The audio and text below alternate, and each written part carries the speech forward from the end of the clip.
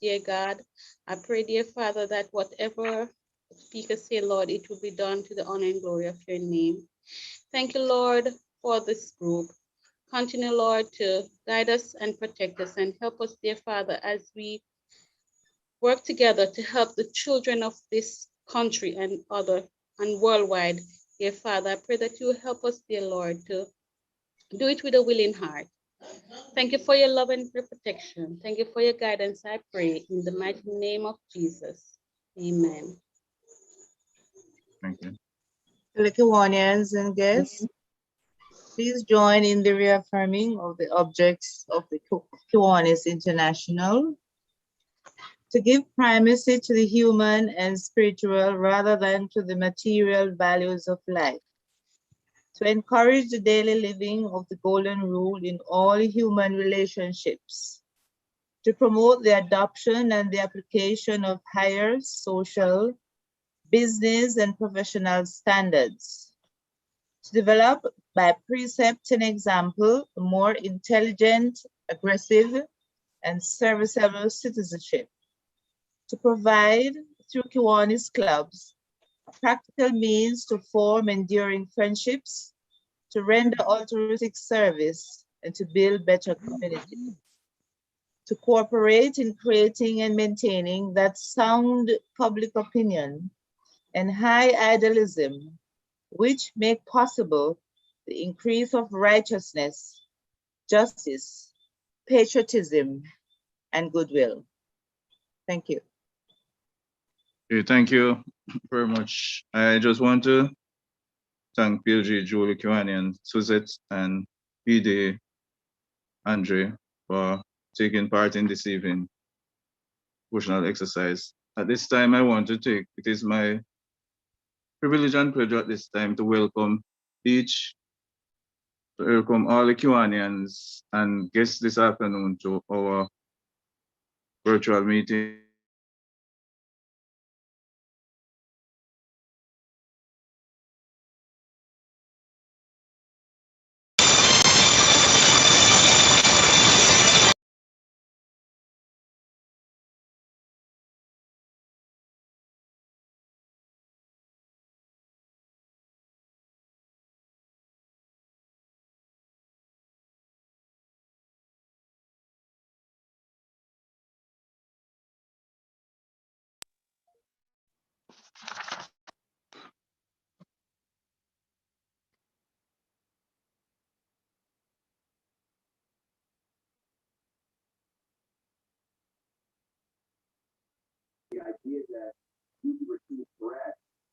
Okay, I must apologize for that interruption. I just want to say welcome to all our Kiwanians and friends and guests this evening, and hoping that we'll have an enjoyable evening as the evening proceed. I just want at this time to offer apology for IPP Angela, who is traveling at this time, and so that she'll be late.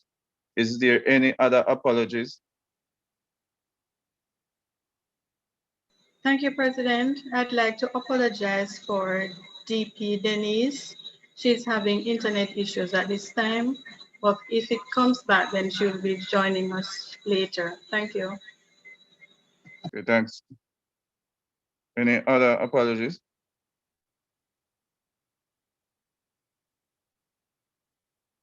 And I must also apologize for Kiwani and Tracy, who is also having internet issues.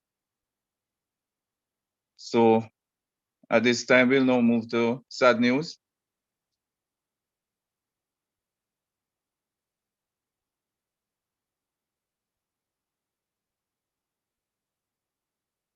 Sad Right, news. Yes. Sad news, President. Pregnant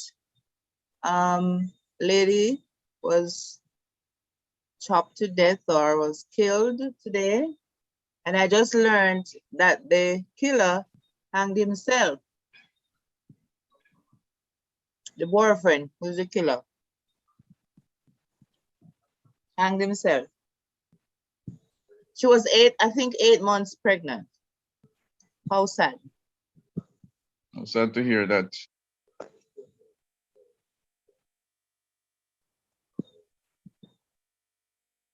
PLG. All right, since there's no other sad news, we move to good news.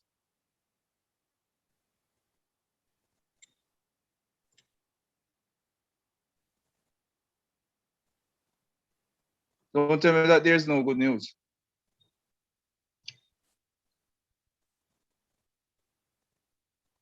All right, since there's no good news, we'll now move to good deeds.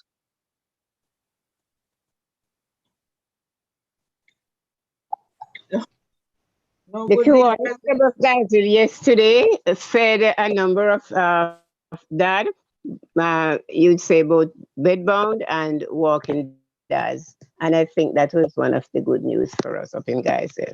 This is Thank you. Esmelin, President Designate. All right, thank you very much.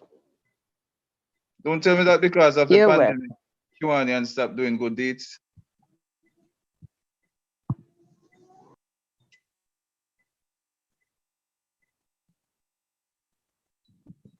Good All deed right. is, President, I am a part of a group in my community, and we delivered 48 care packages on Friday of this week, and those were well received. All right, thank you very much, PLG Juliet, for your excellent work and continue to taking care of our less fortunate brothers and sisters and children in our environment. Thank you, President. All right, since there's no more good deeds, we'll now move No, on one to more, Mr. President. Good afternoon. good afternoon, Past I President did, Rose. yes, sorry. I did a good deed today. I had some male clothing that were not being used, and I asked somebody if they know anybody who they could fit. And the person said, yes, there's a old gentleman who is living by himself and he doesn't have much. So I put some packages together along with a pack of rice and about 3 tins of mackerel and some clothing, and I sent it up by my helper this afternoon. I just want to say on behalf of Kiwanis, Past President Rose, thank you very much for You're welcome, sir. that excellent deed. Yes, Mr. President, thank you. All right, since there's no more good deeds, we'll now move to Kiwanis education, and that will be done by distinguished President Marlon. Thank you, President. Good evening, fellow Kiwanians and our guests. Continue to highlight some excellent articles from our Kiwanis International newsletter. And this one talks about science demonstrates that when one is compassionate to another, this actually, in a positive way, affects your physiology. As parents have discovered, caring for others and alleviating their suffering, being compassionate releases oxytocin, which in turn affects the parasympathetic nervous system, and that helps us make the world a better place. It's the system in which we have access to those parts of our brain called the executive control areas. Dottie says, and that allows us to be much more thoughtful, have access to prior experience and memories, and be more creative. Plus, we're also much more open, thoughtful, honest, and inclusive when we're in that mode. But how do we jumpstart compassion? In the face of direct suffering, it's automatic. We see someone fall, 2 cars collide, a deck collapse, and we immediately react by running to the person, calling emergency services, or rushing to pull away the rubble. But being proactively compassionate takes a bit more work and a broader outlook. If I just pause a little, as I mentioned, that part of it, it just came to mind that nowadays we find that a lot of persons are not necessarily doing that, because when you see some of these scenes, what the first thing that they do is take out the phone and they start to video or they start to taking pictures. But if we are a little more compassionate, then we would do less of that and more thinking about how we can help to save these persons.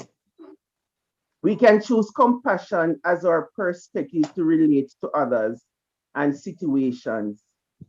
Jinpa says, pay more attention and awareness to how compassion arises and focus more on making conscious decisions to bring compassion as an attitude in a situation.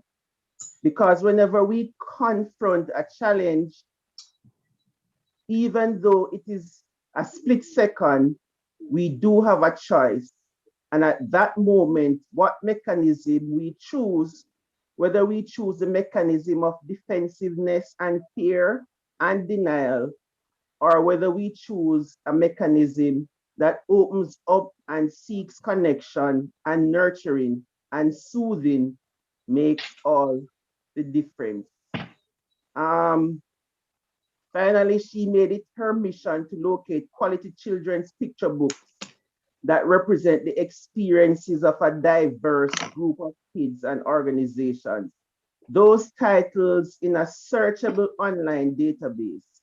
Today, that book search features more than 1,000 titles with more added daily, and Gillespie spreads the word on why these inclusive stories are so important. So I implore us to be more compassionate, show more compassion, and I think we would have a better world community and better persons. Thank you, President. Thank you very much, DP Marlon, for your excellent Kiwanis education every week. And we always look forward to your presentation and what you bring to us at our weekly meeting. Thanks again on behalf of Kiwanis. At this time, we'll have our announcement, which will be done by our Secretary, Velma, at this time. Thank you, President Barrington. Good evening, fellow Kiwanians and guests. I'd just like to remind you of a few notices. We have June 22, the Kiwanis Club of Outameni, Western Jamaica, will have a presentation by the Registrar General's Department on last will and testament, not just for the wealthy. On June 24 to 26, our Kiwanis International Convention, Education Leadership Conference, which will be held in Salt Lake City, and this is a virtual and in-person convention.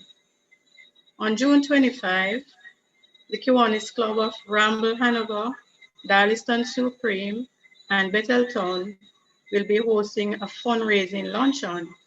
The cost of this lunch will be $1,000. On June 27, Division 25 will also have a forum, SLP forum, under the theme, You've Got This, Tools to Thrive in Any Situation. And just to note in your diaries also, on July 24, Division 25 will have their online training for the incoming administration, that is for 2021 to 2022. For membership recognition, we'd like to acknowledge some of our visiting Kiwanians and friends at this time who have taken the time out to join us. And we'd just like you to state your numbers and the club that you're from. Thank you.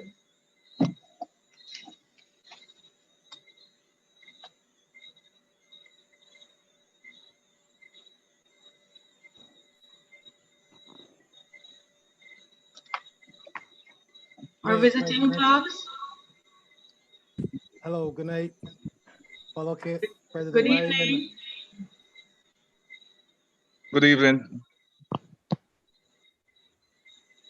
Director John from Kiwanis Club of Barbados South. We're currently 2 in number, but we are hoping that more will join us pretty shortly. I look forward to a good meeting with you.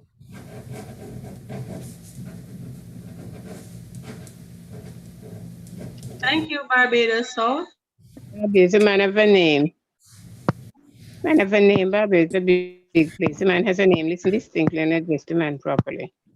Esmeline Cormac. Yes, good We evening. thank How are you? Okay, I'm calling from Guys in Kiwanis Club. I am the president designate, and I'm joining you with 2 members so far, but I'm sure others will come on. I'm looking forward to a great meeting. Thank you for having us. Thank you for joining us. You're welcome. Good evening, my fellow Kiwanis and our guests. We bring your greetings from the Kiwanis Club of Providence, Montego Bay. Currently, we have 5 members on Tessa, and we look forward to a very informative and interesting evening. Thank you. Thank you for joining us, VP Tessa. Good evening, President. I am Dale Joe from the Kiwanis Club of Hopewell, and I think I'm here alone, but I'm not lonely. Good to have you, DLG Joe. Thank you. Through you, Secretary Vilma. Good evening, fellow Kiwanians and guests. This is LGDK Dean,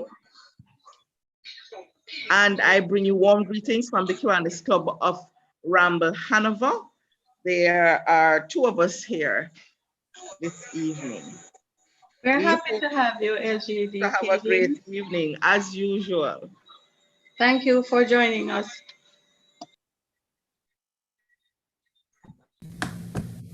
Good evening, fellow Kiwanians.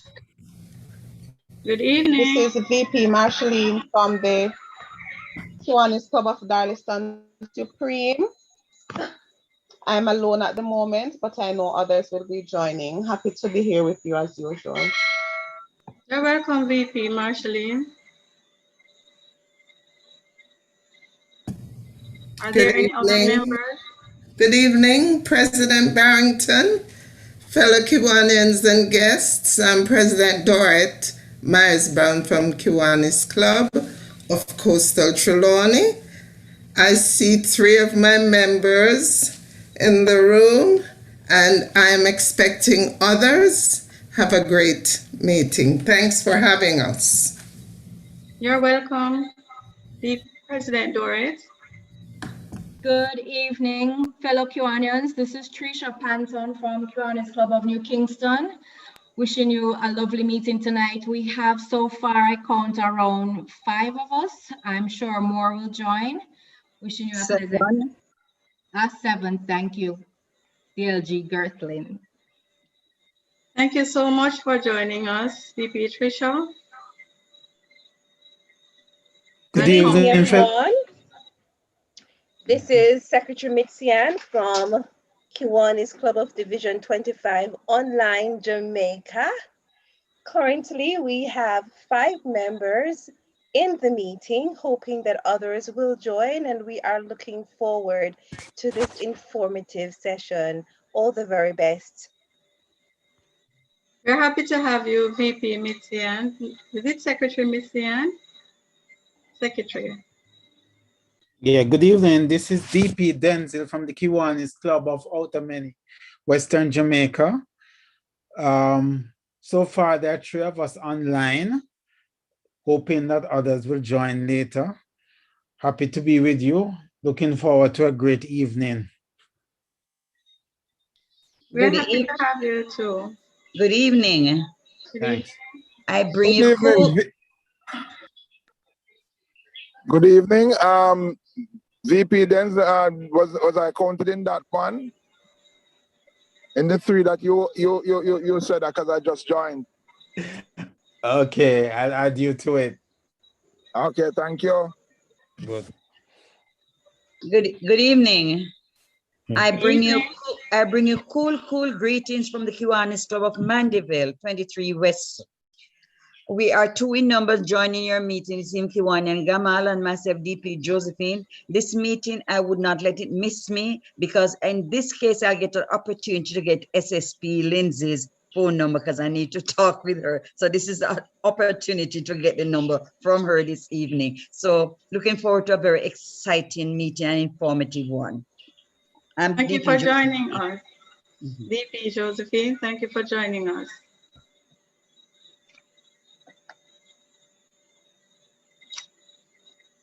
Do we have any other guests online? Yes, good evening, fellow Kiwanians. Good This is evening. LGED Pauline from the Kiwanis Club of South St. Catherine, Division 23 West. Currently, there are 2 of us. I'm hoping that others will join soon. It's a pleasure to be joining you this evening, and I look forward to your meeting. Thank you. Thank you for joining us, LGED Pauline.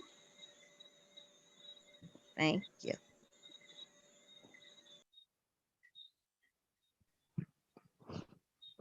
All right, Secretary, can I go ahead since it seemed like our visitors? Go ahead, DP Chairman. Okay, so good evening, fellow Kiwanians and guests. Well, I'm seeing members from the University College of the Caribbean, the Circle K, I see president and other members are there. Not sure why they haven't introduced themselves. But I also want to especially welcome members from the Justice of the Peace Association, Savlamar Cluster, and also colleague officers of SSP Lindsay from the Savlamar headquarters. So we're really happy to have you all. Thanks. Thank you, DP Jermaine. So we think we have acknowledged all our guests at this time. Good evening, everyone. Good evening. President Kayla here from Shortwood Teachers College Circle K. We are currently 2 in number and looking forward for others to join us soon. Looking forward for a very interesting meeting with you all. You do. Thank you, President Kalia. Good evening, Secretary Velmo. Good evening, LG Colleen. How are you all? Hello, Kiwanians and guests. Thank you. Okay, happy to be here with you. Looking forward to an enjoyable meeting. We're happy to have you, LG Colleen. Thank you. Good night, everyone, fellow Kiwanians and guests. This is President Xavier from the University of the Commonwealth Caribbean Circle K. We are currently 6 in number at the moment. I expect a couple more members to join. We're looking forward to a very informative meeting and thank you for the invite. You are welcome, President Xavier, and welcome to our meeting. Good evening, fellow Kiwanians. Good evening. I would like to welcome my colleague, Noini Randall, Guidance Counselor at Peter C. Primary and Infant School. We're happy to have your co-worker, dear Scarlene.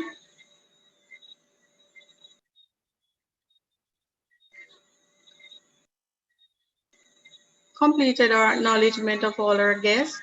I'd like at this time to recognize one of our members who will be celebrating her birthday tomorrow, and that's Charmaine, Kiwanian Charmaine. She will celebrate her birthday tomorrow.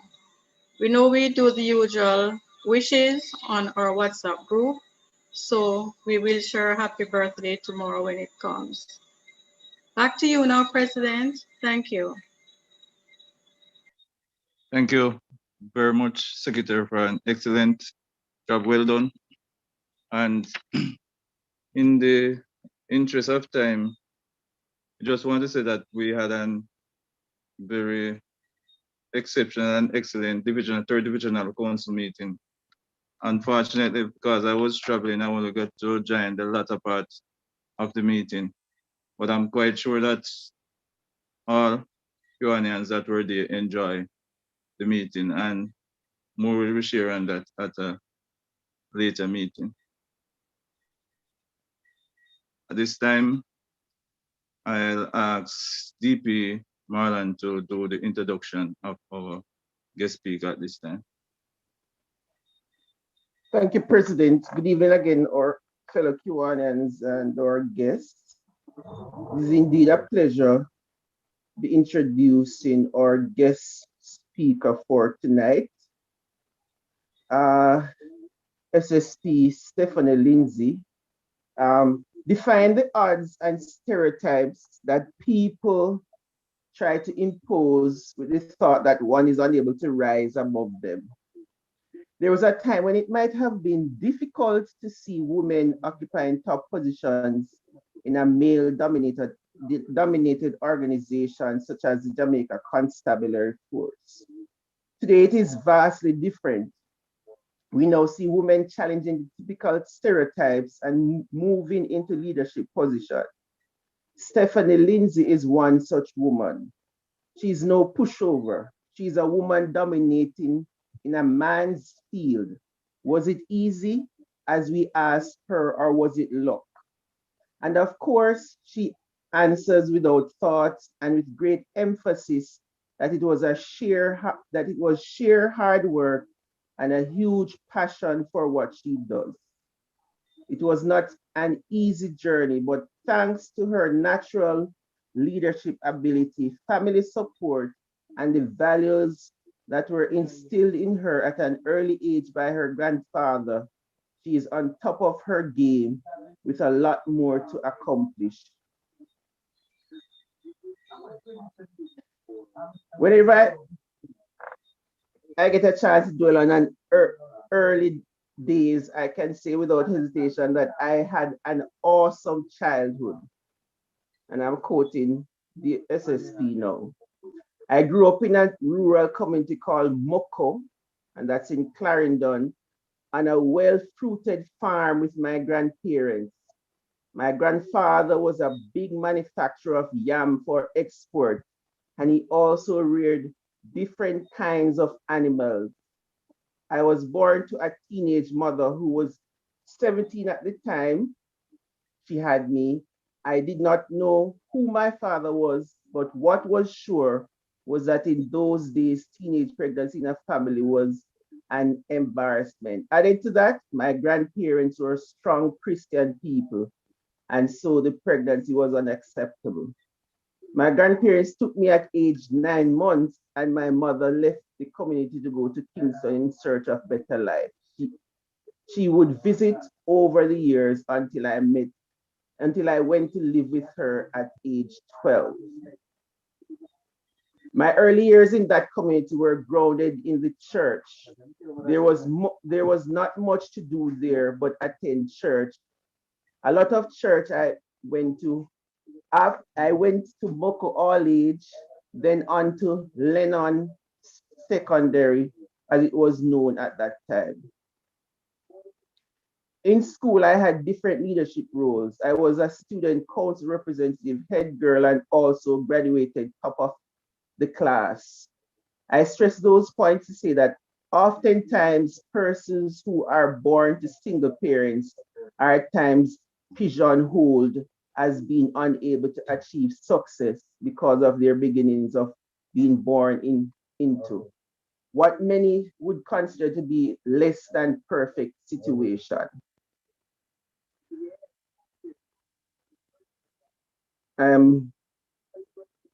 There's a common public opinion that the training that officers go through is inadequate and not rigorous enough. In other words, the public at times believe that police officers are not qualified to do their job. What do you have to say about this? Because of the perception of police officers being unqualified, you are always in a position where you have to prove yourself as being worthy and capable. The Jamaica Constabulary Force probably has more qualified officers than many other private sector organizations in the country. There is a lot more, but at this time, I want us to welcome the head of the communication at the Jamaica Constabulary Force, SSP Stephanie Lindsay. Please make her welcome.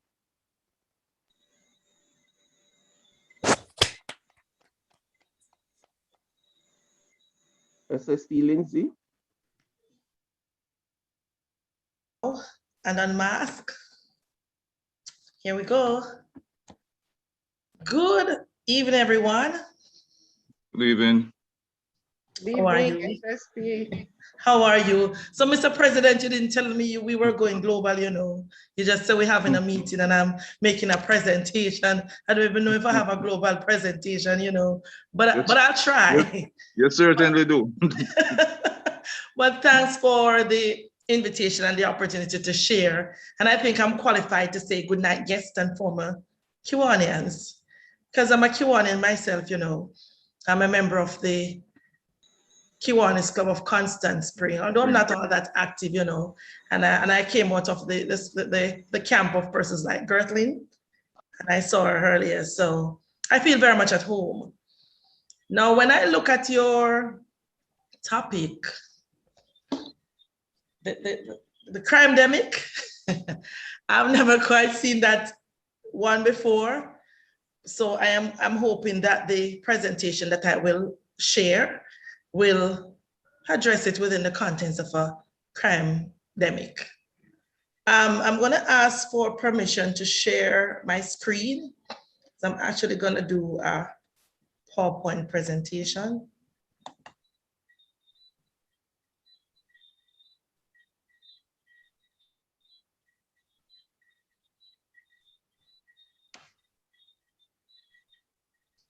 Yes, good evening, Kiwan and Stephanie.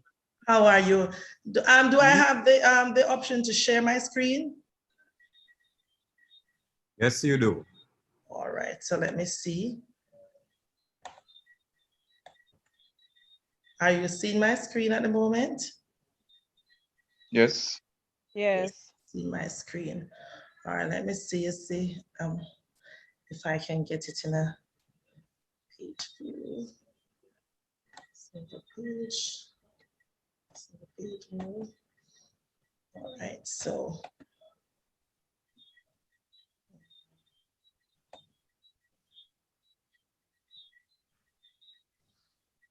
All right, so this, I'm trying to get it in a better view format. Let me see.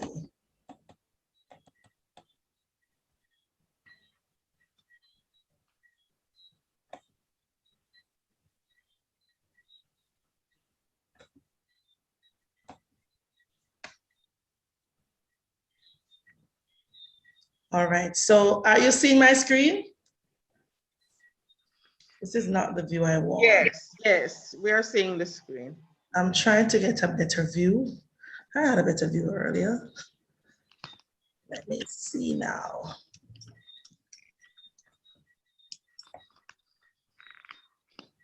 You are. Well, let me just close this. I'm just gonna try to get a better view of this. Yeah.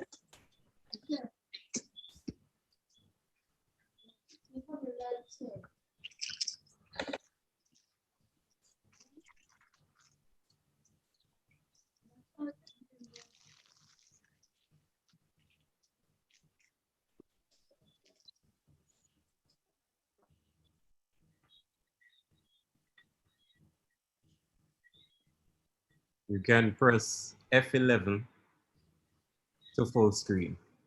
F11.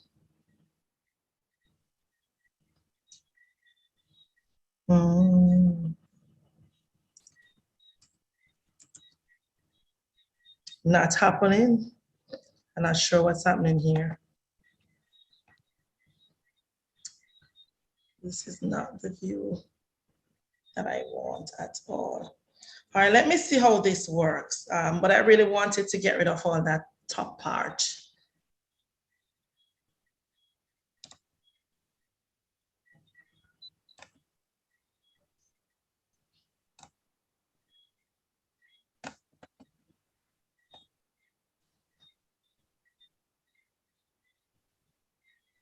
All right, so I know time is going. So what I'm going to use this opportunity to do is to share with you some of what has been happening in the Jamaica Constabulary Force to treat with this crime situation that we're also afraid of. So when I saw the topic, I happened to find this presentation that was done by Major General Anthony Anderson just last week when he addressed a similar group. So I'm sure he's not going to charge me for plagiarism because I'm going to use the same presentation because I think it is still very relevant for this group. So we are now in 2021, and this is an article that came out in 1972. Crime wave hits Mobe, many ruined tourist trade. So in 1972, we were seeing headlines that we are still seeing today. So as we think about epidemic and pandemic and all of that, it would appear that we have been in an epidemic stage for a very long time. So when you look at these murder figures now, where we track from 1960 to now, we saw where in 1960 we had 63 murders, and by 62 was 63. Then it climbed to 1980, 889. That was like chaos. We have never seen it like that before.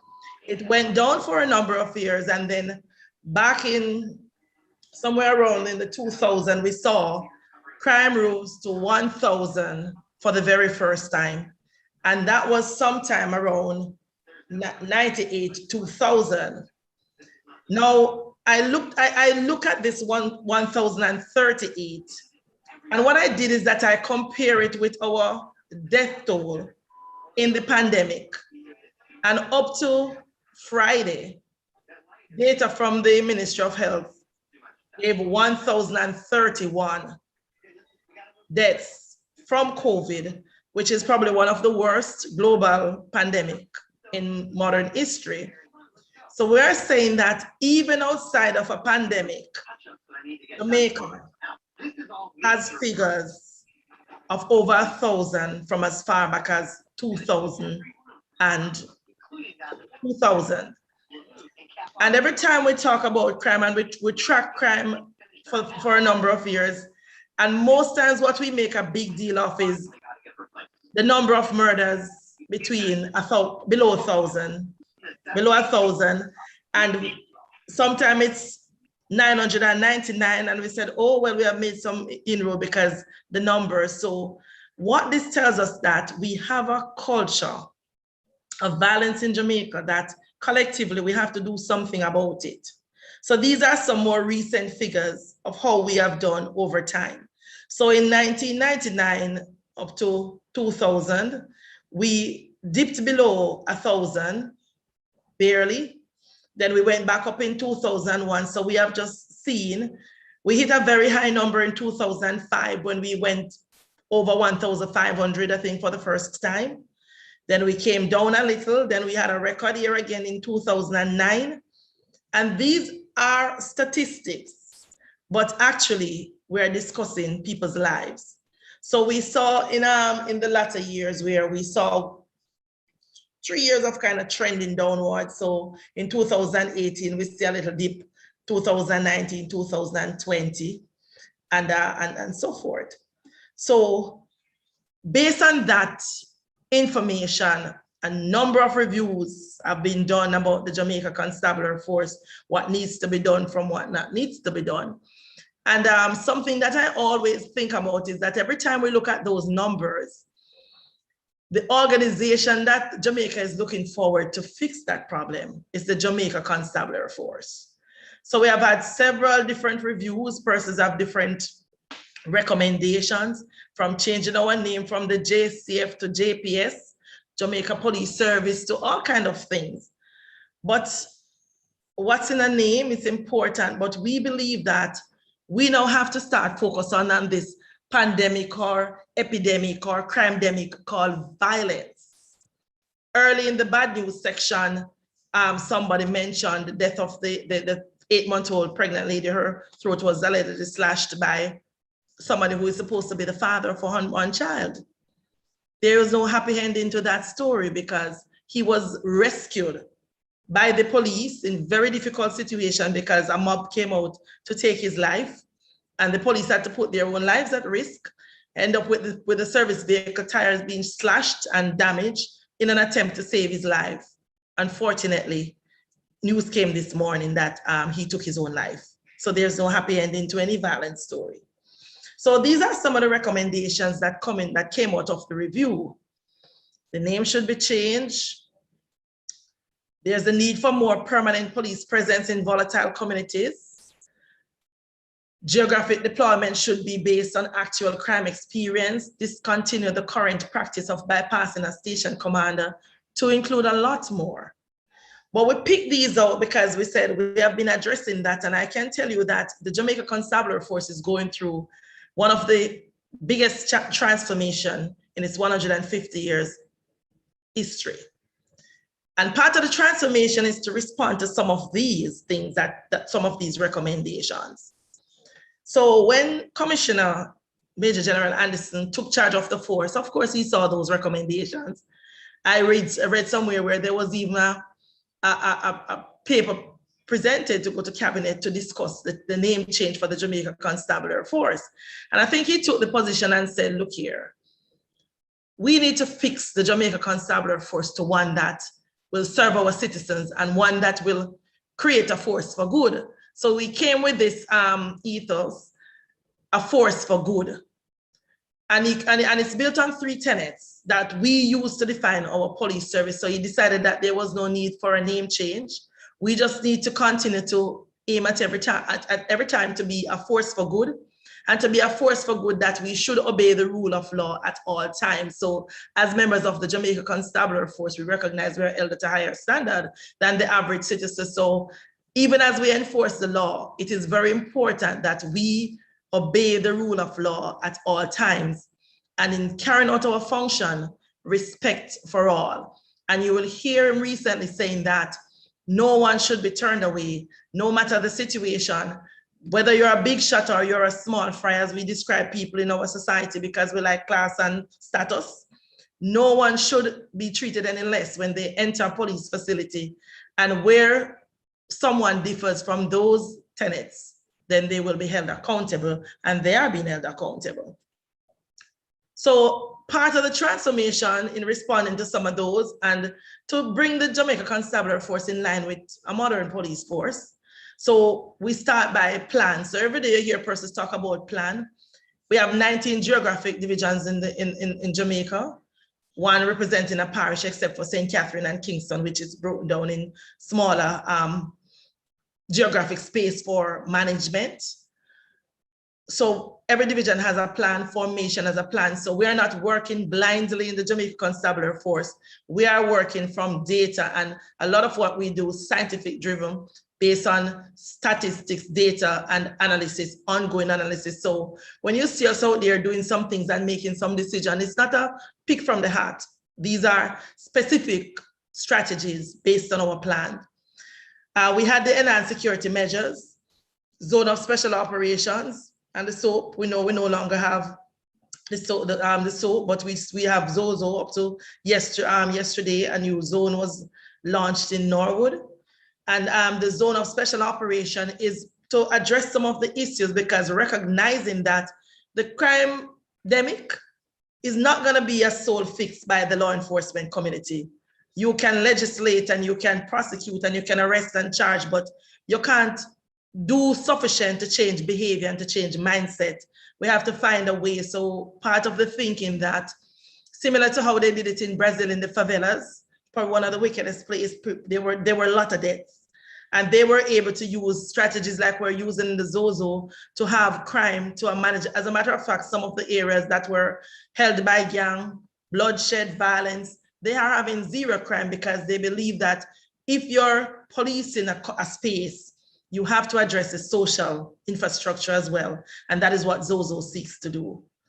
Science-based investigation strategy, traffic management, rapid response, and lots of community intervention. That's where we have been focusing our efforts in recent times.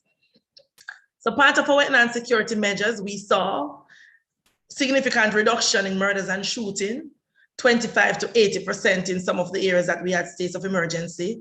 34 to 89% in our Zozos, and we have Zozos in previously in Mount Salem, Denham Town, Greenwich Farm, Augustown. 80% of the persons were of the view that those enhanced security measures were effective in their community. So sometimes when you listen and you hear persons talk about these enhanced security measures, and they speak about it as if they are authority on the subject. They are not really authority on the subject. They may have read some literature. If you really want to get authority on the subject, you need to be in the space with those people.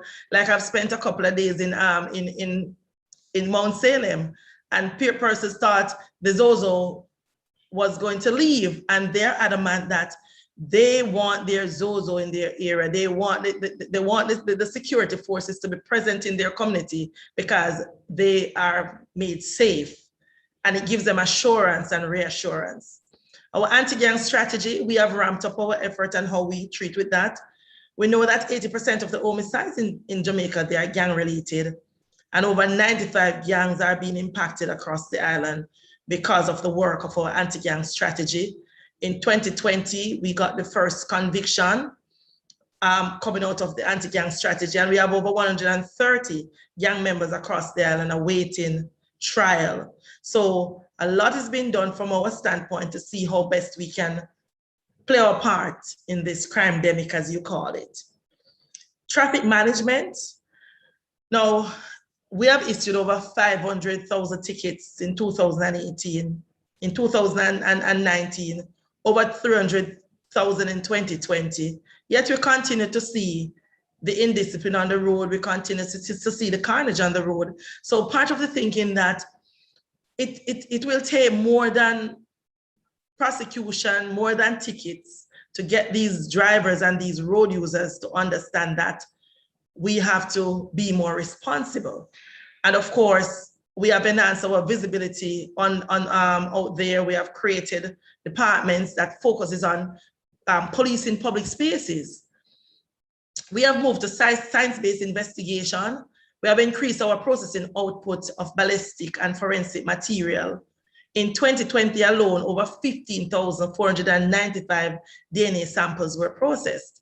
And I can tell you that because of this fear culture of fear, because of this fear of being branded as a police informer, we have built out our technological and our science-based processes to get some good conviction. And we some of the cases that we were able to get guilty plea on was the use of science, especially DNA.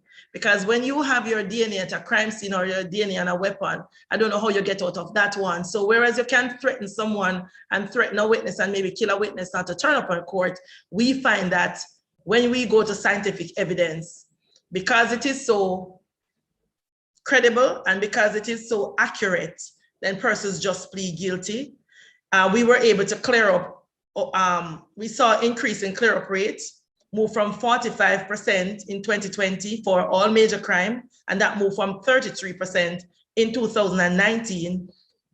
And in 2020 also, we saw homicides. So when people believe that we are not clearing up murders, we have cleared up more murders in the last 2020, 53%, and that moved from 39 in 2019. And our standard for clear up rate in the Jamaica Constabulary Force is higher than a number of other police jurisdictions that use clear up, because in some jurisdiction, they clear up a matter when they have identified a suspect in the matter. In the Jamaica Constabulary Force, we don't clear up a matter until we are able to arrest and charge a suspect and put before the court. So 53% of the murders were cleared up in 2020 were persons who were actually charged and placed before the court for murder. We also look at our response. So we rolled out our rapid response because we realized that a lot of the crimes, especially the robberies, are being done by persons on motorcycles. So we rolled out our quick response team in St. James, and we recently rolled out the corporate area quick response team. And I can tell you that they are responding and persons say the JCF is doing good and they wonder why we're doing good. We're doing good because we have invested in the things that will make us more effective. So we have persons arriving at crime scene 5 minutes after. We are able to arrest more people now for serious crime because we have managed to increase our assets to make us more effective in our response. And we are seeing how more and more we are benefiting. We are solving cases that persons thought were impossible, but we are transforming and we are getting the results. So we talk about the plans and how we have improved on our intelligence, our investigation, our operations, information, our intervention. So more and more we see the results of the work in progress. Our community intervention, we have partnered with a number of persons, number of agencies, private sector, NGO, government agencies. We have many outreach programs. We have our neighborhood watches, which is still a very good tool for communities. And we just want to make sure that as communities, we have to bond together, because communities that unite in the interests of safety and security, communities that come together and take a stance against crime and violence, I see where those communities end up better off than those who really don't think they should play a part. Another recommendation that came, that the GOJ should make provision for significant capital investment in the state to bring it to a standard where it can meet the needs of a modern police service, arrange for security vetting of recruits. The JCF should compile an ICT strategy plan to provide a blueprint for the future acquisition of integrated technology. All those recommendations are being addressed. They started before and we have ramped them up. So we embarked on an aggressive transformation journey, and the commission has broken it down in 5 areas. We look at the people side of the force, because in order for us to achieve any good, we have to have a very qualified and motivated workforce. So we have invested a lot in the training of our officers. We have invested a lot in preparing for their welfare and their well-being. We have done things that weren't happening the way they were supposed to happen. And as a force, we believe that our people are our most important asset. So a lot of work and investment went into our people side of the business, a lot of structural changes, a lot of infrastructure, equipment, technology. We have a number of police stations that were renovated. So we are expanding the establishment of the force to build it out. And I know that you may be following the news where every day you hear persons complain that we are not training persons who are not vaccinated currently. It's not that we're discriminating against anybody. It's not that we're imposing vaccination on any member, but it's just that last year, 2020, we had a target of number of persons that we intended to enlist. And we were not able to meet that target because of COVID, because we have several breakout of COVID in training that delayed training, because when you have a breakout, training can be delayed for even up to 2 months and more, because each time you have to put persons in quarantine for 14 days. By the time those quarantine, then you see another set showing signs. So it is very disruptive. So the Eye Command has made a decision that for now, all the persons who are being trained, whether as a recruit or advanced training, are persons who are vaccinated in the first instance. And this is to ensure that we don't have all these fallout, because based on the information from the medical persons and the scientists, a group of persons who are vaccinated together, even if they come in contact with the virus, the impact on the entire team will not be as severe as if you have persons who are not vaccinated. So the decision was made. What they did, persons who applied to join the force and were accepted, they brought them in, they gave them a document to say whether or not you intend to take the vaccine. We know that the age group for the persons who are being recruited were not the priority group, because we were paying attention to first responders and some elderly persons. So 21 and more would not be a part of it. We made provision and have vaccines available. So if you know anybody who fall in that category, we just want persons to understand that persons have the right to make decisions, but at the same time, the decision you make, it will determine what the outcome is. So there are consequences. So if you decide not to take the vaccine now, it's a choice. So you have made a choice not to take the vaccine, but by doing so, you have also made a choice not to participate in the current training now. So that's where it's at. If you hear it out there and you never understand it, that's a little more explanation about it. So we have put together a transparent promotional process that allow persons to work hard, participate in a process, and if you're qualified, then you can actually set the path that you want to go, how fast you want to move up the ladder. If you don't want to move up the ladder, then you don't participate. And we have been promoting health and wellness a lot. So force it for structure, that's the other area. So these are what we have done. Welfare department, PSTEB, legal department, the technology branch, iProbe, because iProbe is very important, because we don't want persons to believe that we are not policing ourselves. And I can tell you that under our iProbe department, we have arrested more members than any other department. And we have taken action against our members through our disciplinary process. So most of the members who are arrested in Jamaica, in the police force, they are not done by any external agency, the JCF, because our quest, part of the transformation, is where we find our members not obeying the rule of law, not showing respect for the right of all, not contributing to the force for good. Then the idea is to separate them so that the rest of us can continue with the process. So we construct and renovate some 121 police stations, and some are to be completed, and we have major construction to come on board the Spanish Town police station. I know that Savlamar police headquarters is one that for a very long time really needs some attention. So we know that most of the work has been done to get you that police station, because we can't ask persons to dress up and come out and feel motivated, and the facilities are not of the standard that will make you feel like you want to leave home, put on your nice uniform and go out and serve. So all those are part of how we transform. So we're not just transforming on one hand, it's a comprehensive transformation, because we want to have the workforce that will be able to treat with this crimedemic that you have me talking about.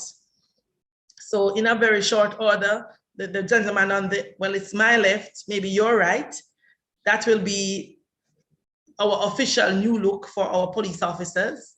And if you're seeing me, the uniform that I'm wearing now is another look. So we are changing the uniform to make it more flexible. Sometimes the current uniform that we wear, we will still have our red seam uniform and the other uniform, but for ceremonial purposes.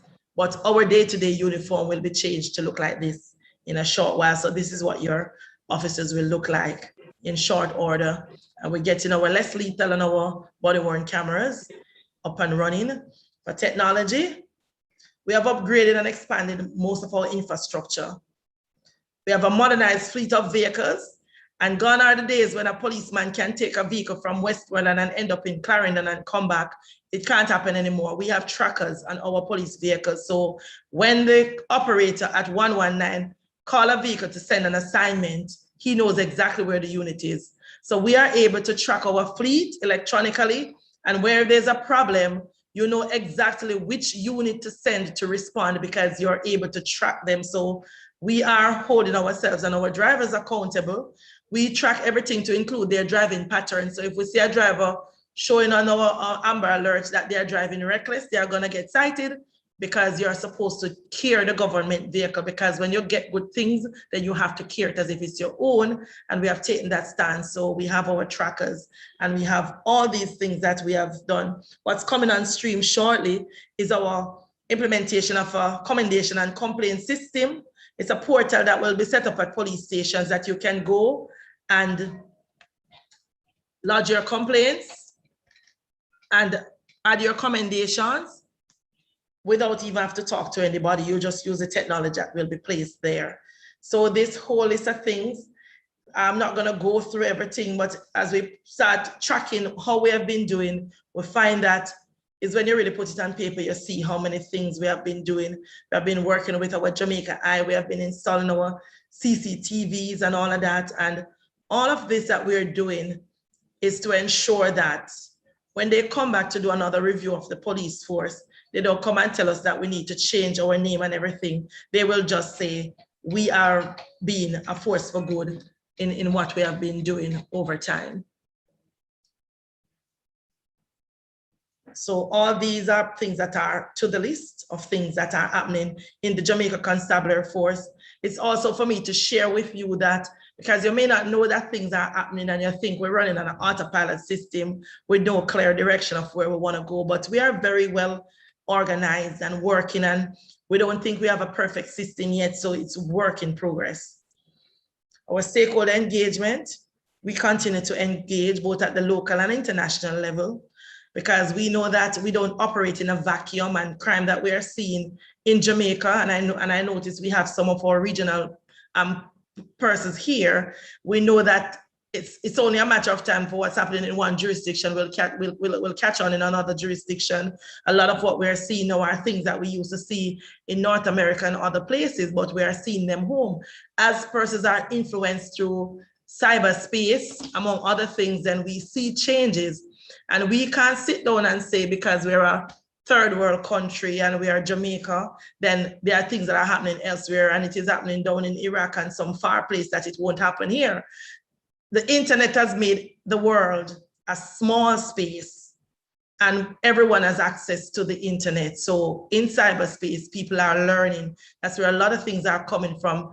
There, when you talk to your children, things that your parents or our parents would hide from us, it's right in their faces, they will tell you. So we know that we are policing a society that's very dynamic, is very diverse, and one that is changing very fast. When we sit and have a conversation, we say, who dictates how policing is done? And sometimes we have to conclude that it is the criminal that dictates how policing is done, because you detect a particular crime pattern and you put the best strategy in place to treat with it. But 6 months down the road, the criminals shift their mode of operation and they do something else. No, you have to continue with that strategy because it has not disappeared, but you know we'll have to devise a new strategy to deal with something that is emerging, especially when we see a lot of the crimes that are being committed in cyberspace, where persons are using the cell phone and the internet to create mayhem. Even some of them in prison, they are behind bars, but they are influencing a lot of what is happening out on the street, because for one, they are behind bars, so you're not going to hold them directly accountable. But the good part of it is that we have a law that allowed in the anti-gang legislation, it does allow persons to connect people to crime, even if they're not present, but if they have influenced it. So we are playing our part in ensuring that, you know, our partners and us work together. And I know that the Kiwanis Club, you have partnered with the police and other NGOs to make things happen, and that's how we have to do it, because it's going to be almost impossible to believe that we can legislate or police ourselves out of the situation. So part of the way forward for the Jamaica Constabulary Force, as we want to strengthen our partnership approaches. So we want more engagement, we want more stakeholders. And I would want to say that don't wait for the police to reach out to you, because similarly to how a lot of you didn't know what's happening in the Jamaica Constabulary Force, that's how we in the Jamaica Constabulary Force, we really don't know what's happening in your organization, that we could say you could mentor a few kids that are at risk, you could impact, you could do something. I understand that we have some justices of the peace online, and they are very valuable in the community because we know that they fall among the respected. So maybe if you can give a few hours to mentor somebody, maybe it's a situation of domestic violence and we have persons who are professional counselors, persons in the medical field, persons who have the kind of training that us in the law enforcement don't have. What we have reach. So if we know that you have that skill, and if we know that you're willing to be part of our domestic violence interruption strategy, where you would give a few hours, even 4 hours a week at a DV center to counsel a fellow male or female who has a crisis with domestic violence, we would welcome that. So you don't have to be a full-time police officer to be making a contribution. You don't even have to volunteer full-time. Whatever you have, we will be grateful for it. We are in a little bit, we have started the process of digitization of the police records. So after a while, in short order, down the road, you will go to a police station and not see those very big books. We may be one of the only organizations using those very big books, but they have a wealth of very good information. But we will be digitizing some of our records to make it more friendly to the 21st century and for long-term preservance of the records. We know that we will be able to store them different. So if we have fire or rain, we'll still be able to retrieve them at the end. We are moving to have some of our station ISO 9000 standard certified, and that's a big deal for us because it's a global body that we set our standard in the JCF, and this body is going to come and hold us accountable. They're going to check to say if what we say we're going to do, we're actually doing it. And if we're not doing it, then we're not going to be certified. But as long as we continue to do it, so it means therefore that when we say to the public that this is what we will do, we are expected to do it, and we have to try all the time to get it right every single time. So the uniform design, there's plan to do some more redefining of our boundaries, and next time we are well on the way in building up the numbers. And there's still the big dream to have a master headquarters for the police force in a location where people would see it as a beacon in their community, because it's not going to go uptown. It's going to go, the plan is to put it in a community where once you put that facility there, that's a little mock-up of what it's supposed to look like. Once you put that there, people will start feel pride. People will start feel community ownership. People are just going to feel good to know that such an investment is coming to a space where under normal circumstances, they probably will be looked down on. So we're looking forward to that long-term goal.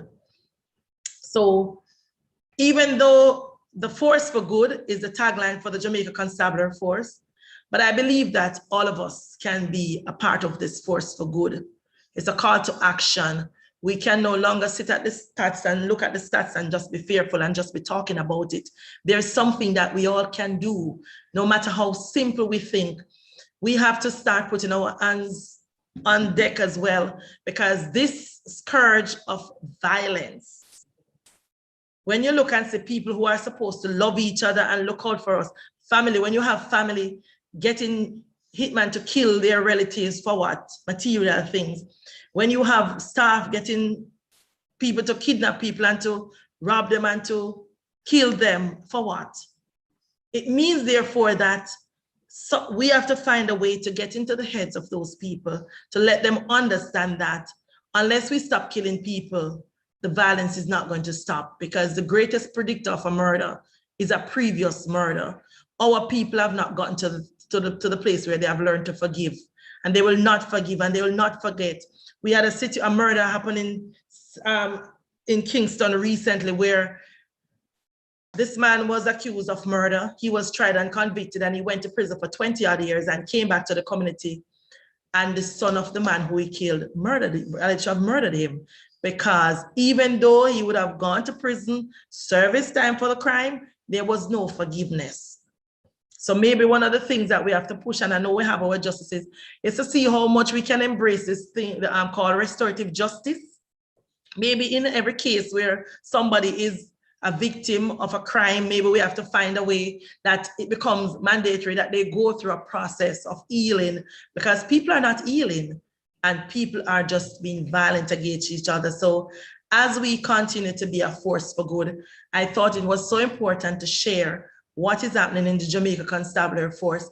As a member of the force, I'm excited, I'm highly motivated, and I know that many of us are, because we are seeing the force heading in a direction that we believe it's one that we want to follow on that journey. So I hope there was something in it that you feel wowed about, or something that you're looking at, and I hope you have a better appreciation of the work that's been done by the Jamaica Constabulary Force as we start having a new perspective as to where we are as a country, where we are as a people. What is it that I can do from where I sit other than talk and put things on social media? How can I encourage a family? How can I intervene in an ongoing dispute that's going to end up in murder one day? We're just tired of putting on black dresses and nice suits and go to funerals of persons being killed. You know, nobody should try to die now because you can't even get a funeral because it's only 15 or 20 people. You don't want to die unless you can't help it. So as we move on, we want to see a shift in attitude and behavior in our members. That's what we are working on, as well as the public, to uphold the tenets which form the basis of our guiding principle, which is a force for good, obeying the rule of law, and showing respect for all. So, ladies and gentlemen, I thank you for the opportunity to share. Thank you very much, SSP Lindsay. It was indeed an excellent presentation.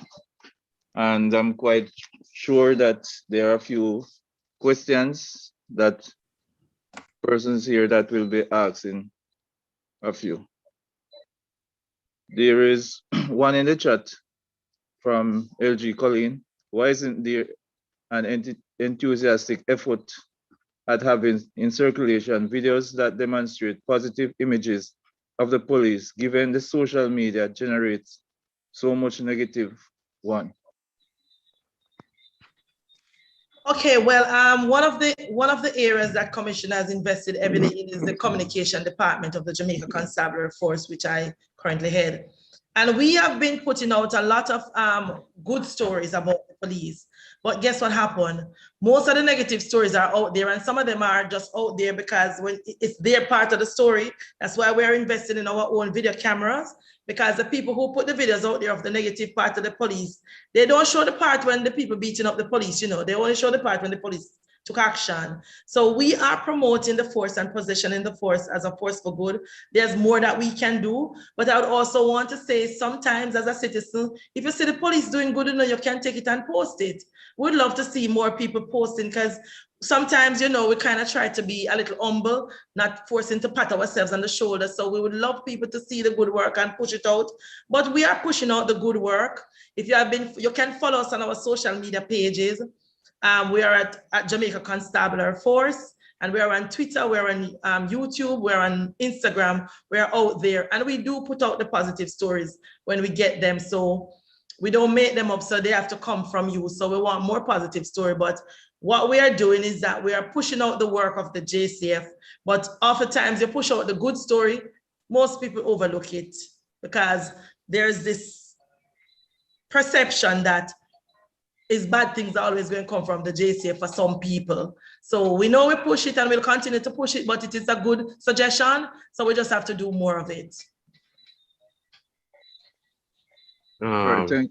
President. Go ahead, BD. I think a few questions were sent to the host. I think Andre. Yes, there are a few questions here. So I'll go ahead and ask the next one in line. What is there to be said of the informations being circulated about criminality by vloggers? Right, so we look at the information that they put out, because we know a lot of the bloggers, a lot of the information that they put out, they are accurate. And a lot of the information they put out are in line with our intelligence as well.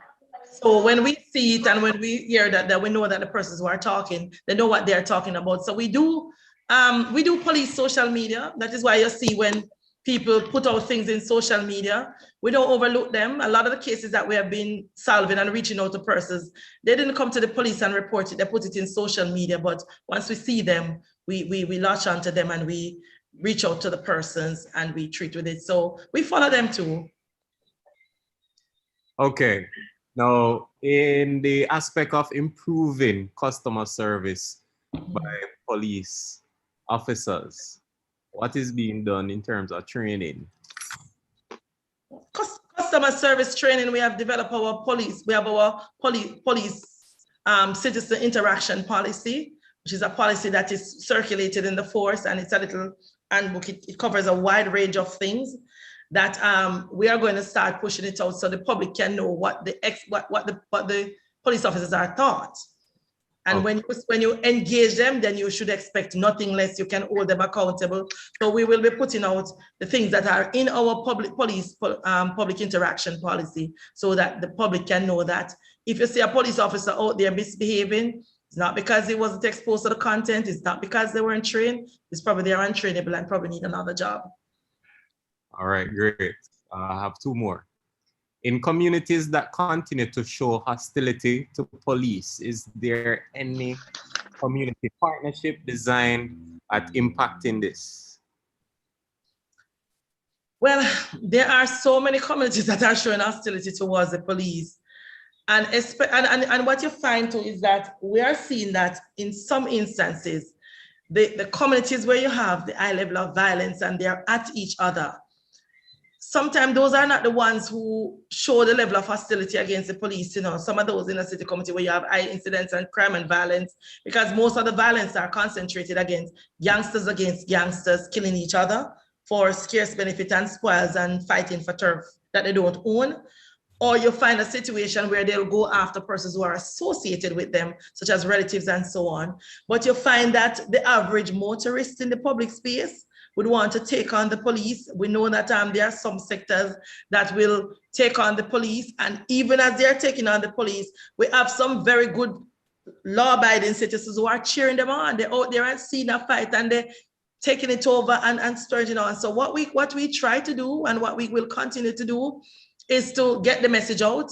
As a matter of fact, we are going to start a campaign. Our commissioner sent me something earlier that we need to have a campaign against persons who are not following the instruction of the police. And we had the discussion because when we saw what happened in Clarendon yesterday, if the police never resort to firing guns to get out of the way, they probably would have mobbed the police and want to take away the man to kill him. So we want persons to understand that we all have a role to play. And if we're asking the police to do some work, when they are doing the work, we need to allow them to do the work. Everybody we see trying to fight off the police and beat off the police and all of that. And whereas we as a police force, we have collectively agreed that we are only going to use force when it is necessary. Some of the things that they do to Jamaican police in our jurisdiction, if they tried that in another jurisdiction, they would be dead. But we are trying our best not to resort to deadly force, to try to see how best we can de-escalate some of the situations. But we continue to encourage our members and remind our members that they are trained. They are trained in self-defense. They are trained to take action. They are trained to use force, but it must be only in accordance with the threat. So when they go out there, I don't like to go out there and see my police officers behaving as if they are not trained and fearful of using the training to the extent where they get hurt, because guess what happened? Because they know that somebody's going to take a video of what's happening and they're going to present the police. So in their quest to protect the police force, sometimes they expose themselves. We are saying to the police that you have a plan. So whatever action you take, it must be justified. It must be lawful. It must be ethical. So once you're operating within the confines of the law, the citizens know what the reach of the police is and the authority of the police. And when you started threatening the authority of the police and start physically abusing the police now, that's like, I mean, it has gone too far. So we just want to encourage our citizens. We'll have the campaign to speak to persons, and where persons just don't listen, we just have to take the appropriate action. Okay. To what extent is psychological evaluation of police officers? Right. VP. Yes. Okay, just matter of housekeeping. I would like to move this motion for extension of our meeting for another 20 minutes, please. I so move. Okay, thank you very much. Okay, you may go ahead. I have two raised hands after PD Andre. I don't want to take over the whole floor, so I'm going to just yes. 3 more questions. You're asking about the psychological evaluation of our members?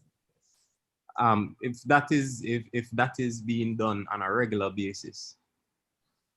Well, most of the people, we tend to hire sane people in the force, but we know the stress of the Jamaica Constabulary Force is a very high stress job.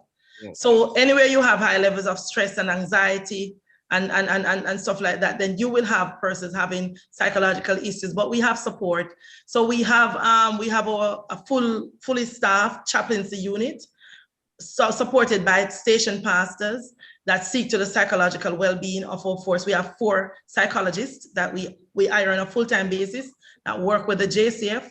We know that whenever our police officers are exposed to threat and danger, then it can have psychological effect on them. So whenever they are involved in a shooting, even if the body is shot, they go through what we call a critical incident stress debriefing process, just to see how they are doing. And if at the end of that process, if they find that they are not coping very well, sometimes it's a situation where they were in a shooting and they have lost a colleague or something happened, then they make recommendation for them to be given some time off from work, and they do follow-up treatment. So we do see to the psychological well-being of our members. It's very, very critical because we know that mental health is very important in law enforcement. Thank you. All right, so the floor is open. So we have BLG Joe has a question to ask. Yes, thank you, President Barry. SSP Lindsay. Yes, sir. I must confess that I dozed off a little in while you were talking, and that is a privilege of virtual meeting. You're in the comfort of your home. I don't know if you touched. I hear you talking about video camera. Is it same thing called CCTV? So we have the CCTV. That is where you hear we talk a lot about much about the Jamaica Eye. So we are Jamaica Yes. Eye, right? So we have that in a lot of public spaces. So the Jamaica Eye, we hook up to the Jamaica Eye Camera, which is a central system that we monitor. So a lot of the things that are happening on the roadway where you have those CCTV cameras, we're able to pick up information, registration plate, see what's happening over there, and can treat with it. So we have the CCTV. Now we have our body-worn camera, which is what is designed to protect the police as well as the citizens. So when we get the conflicting story, we can watch back the footage to see where the truth lies. Yes, my question is that it is, you will admit that it is working. Why haven't we seen an expansion and improvement in that system? Well, I think everything takes time. We have been using it and we see the effectiveness of it.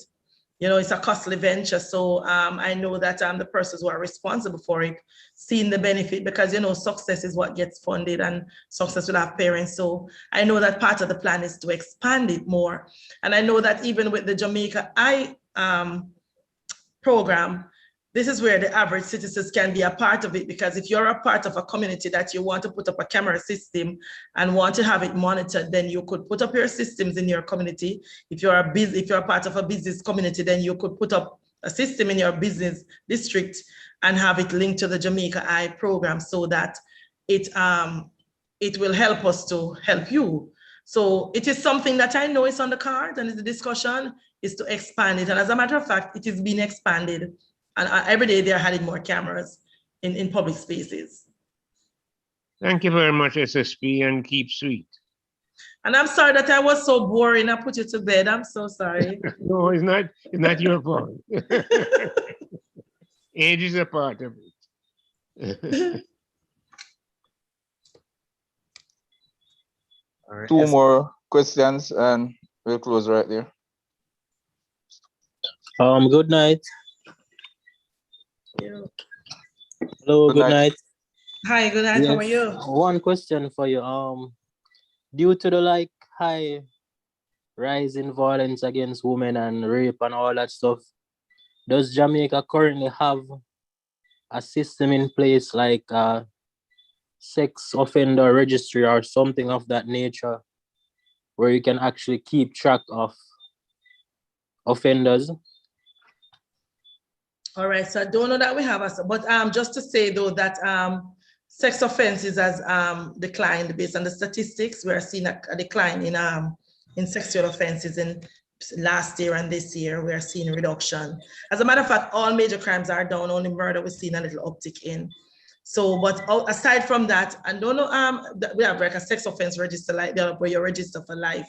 But we know that there are entities like Sisoka, they keep data on it, and they keep track of persons who are like serial sex offenders, repeat sex offenders, and so on. So we keep data, we keep those in our database, but I need to check to see where we are with a sex offense register, if there's one, and where are we with that?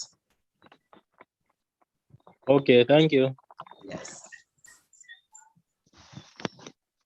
Okay, thank you very much. There's a hand, President DP Josephine.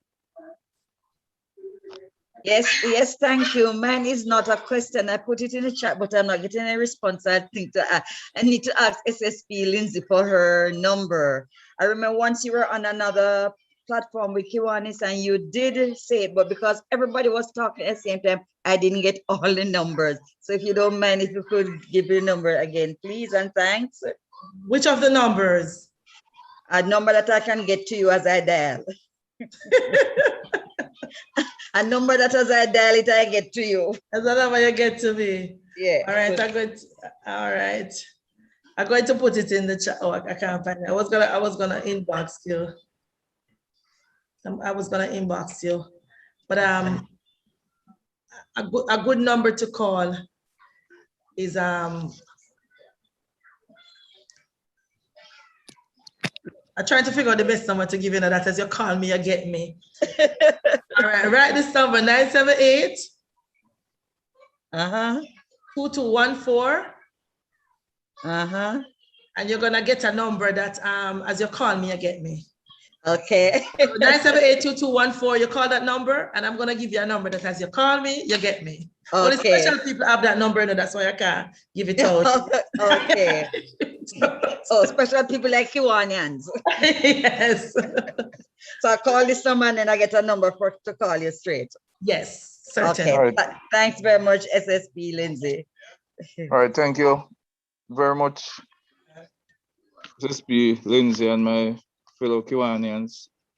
I say that every good thing, I don't like to use the word come to an end, but just have a few other things that we need to take care of. So at this time, we won't be having any raffle this evening. So at this time, we'll have our sergeant arms for this PP Rose, and immediately after PP Rose, we'll have the vote of thanks will be done by Day Scarlin, and also the presentation of certificate for our senior soup, which will be done virtually and will be delivered to you by one of our distinguished president, Christine Davison. She will make arrangement for you to have that.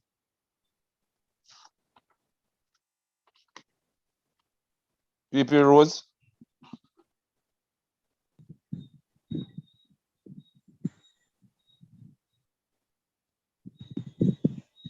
Good evening, fellow Kiwanians and guests. Are you hearing me? Yes. Sarge, we're hearing you loud and clear. Loud and clear. I'm happy to hear you all. All right. I have a little icebreaker here. I hope you find it good. Okay. There are 3 pastors who got together to have a discussion. They said we all have our faults and we need to talk about it, but we must keep it a secret between 3 of us. The first pastor says, I have a problem, and my problem is, oh dear.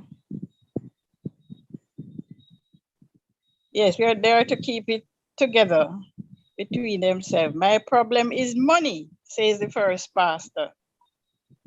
I do steal even from the church offering. Please pray for me. The second pastor said, Mine is women. Whenever I see a woman, my desire is to go to bed with her. And I have slept with many of the church sisters. Please pray for me. Turning to the third pastor to hear his problem, he started to cry. It took them a while before they could calm him. What are you crying for? When they asked him, he said, he was still crying. And he said, my problem is gossiping. When we leave here tonight, everybody is going to hear what you two have been doing. Please pray for me. Of course, pastor number 1 and pastor number 2 fainted.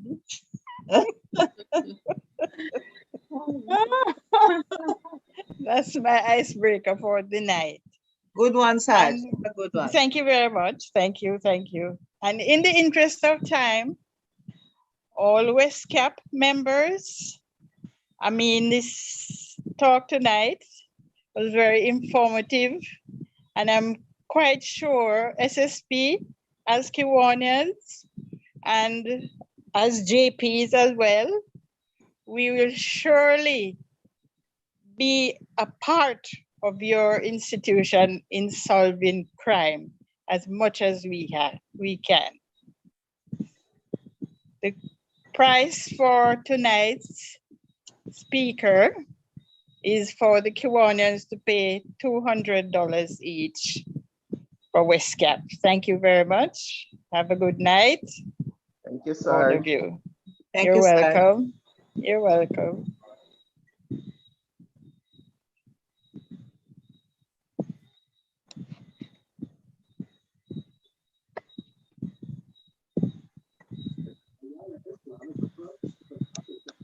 Thank you very much, Sarge, for a job. Well done. Who would like to start the Sarge tonight?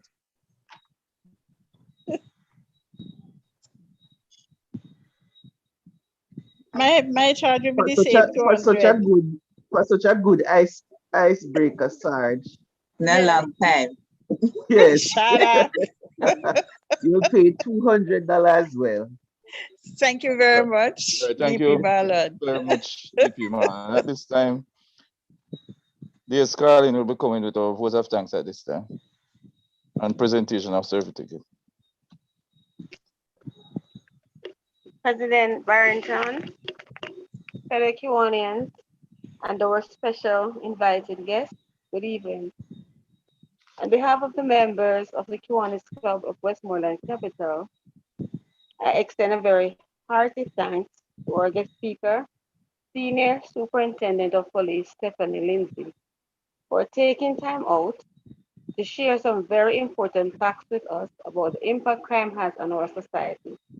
I must say the numbers are really alarming when you actually see it on a graph. Notwithstanding, we are appreciative of the fact that a lot is being put in place by enhanced security measures to stem the surge of crime and ensure our safety. Thank you, SSP Lindsay, for enlightening us on the tremendous work of the JCF, which I believe shed some positive light on the constabulary force, which counteracts the negative incidents we are exposed to via social media. As Kiwanians, we are a force for good, and as such, I know we are able to extend ourselves a little more to get persons in our communities to obey the law, starting with one person at a time. To all the members of the visiting clubs and other invited guests, we thank you for your participation in this meeting. Your presence here has certainly made a difference. I do hope you learned something this evening about the work of the Jamaica Constabulary Force behind the scenes to enhance our safety. Finally, I place on record our heartfelt thanks to President Barrington, P.E. Andre, Kiwanian Suzette, and PLG Juliet for the roles you all played in tonight's meeting. I wish you all a blessed evening. Please continue to stay safe. Certificate of Appreciation. This certificate is proudly presented to SSP Stephanie Lindsay in recognition of your encouraging words and support as our guest speaker. Thank you, Madam. Thank you very much, dear Scarlett. And Senior Super, as I said, that one of our distinguished president will make the arrangement to have your certificate and other stuff delivered to you.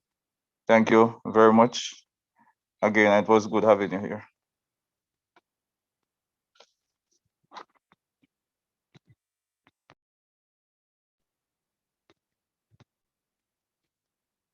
As I say that all good things must come to an end.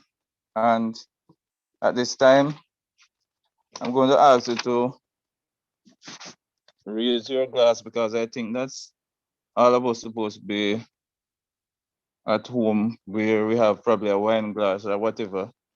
We can raise a toast to Kiwanis International and friendly Jamaica.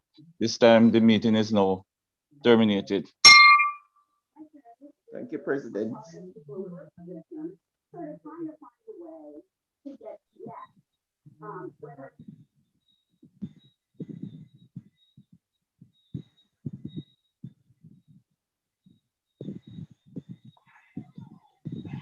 Great meeting. Thank you. Thank you very much. Yes.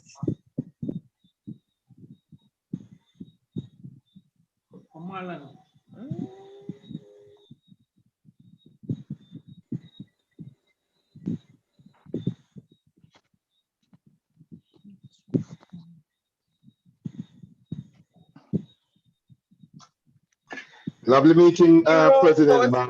I'm glad to have joined the meeting. I'll go late. I enjoy your meeting. This is LGD Noel from the Kiwanis Club of Maypen, Clarendon. Really enjoy your meeting and all the best. You take care. Thank you, LGD. Well, Somebody called PP Rose. yes, PP Rose, the pastors weren't so bad. Them just faint.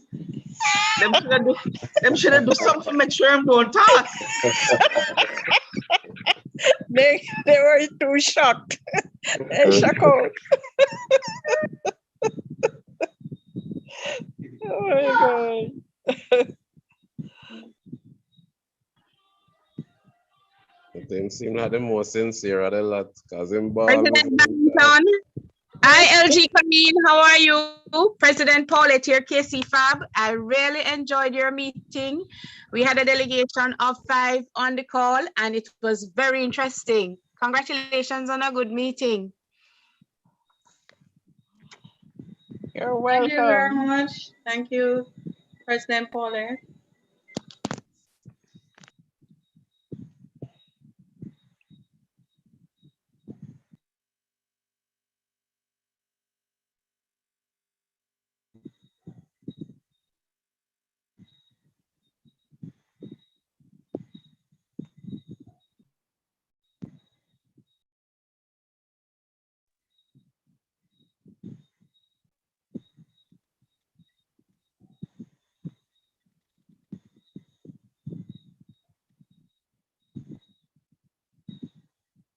Hello? Hello. Hello, PLG Julie. Secretary, you notice that the certificate, look at the date at the bottom. Oh, I didn't notice it, but let's speak to PD Andre on that. Is he on? PD Andre, he's off? Yeah, he's off. The date, just speak to him because the date is at a March date that is there. Oh, March. Off camera, Joe. You know, for me, I will pick you. For me, where? All right.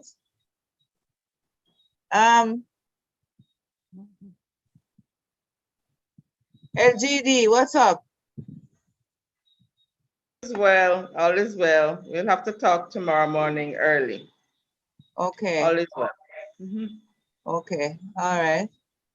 All right, then. Sleep well. You too. You too. Thank Take you. care. It was a great meeting. Thank you. Yeah. Thank you. It was good. Who is saying thank you there? I like your bottle. I like your bottle. There's a bottle in our DP or your profile, your DP, something have 2 bottles right beside you. Just even know so she have bottle, she have show for a pretty white dress. I don't see any bottle. Oh, I was at this in the white dress. Oh. Yes, yes. 2 bottles of wine on the table. 2 bottles, yes, 2. Yes, bottles of wine. What else do you expect? But No, President Marlon, President How are Marlon, you? I didn't know you recognized that too. Yes. Of course. Anglican. Oh yes. Oh, yes. Yes. Is it Anglicanism in you? Yes. Yeah, yes, the Anglican is in them. They have All right. And what is that supposed to mean?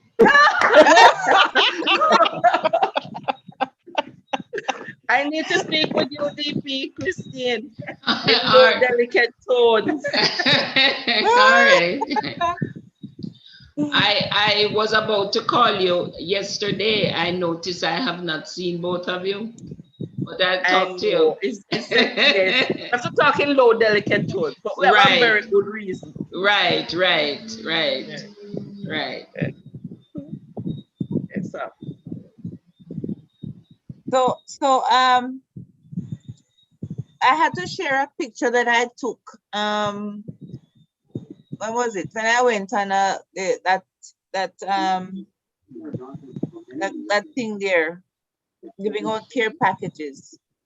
I saw this little girl. I went into DP Marlon. I went into Domantown. No man. Yes. And I saw this little girl in there. You want me to tell you her doll? Describe her doll? Sure. I've never seen anything so creative. Yeah. She had a Buster bottle.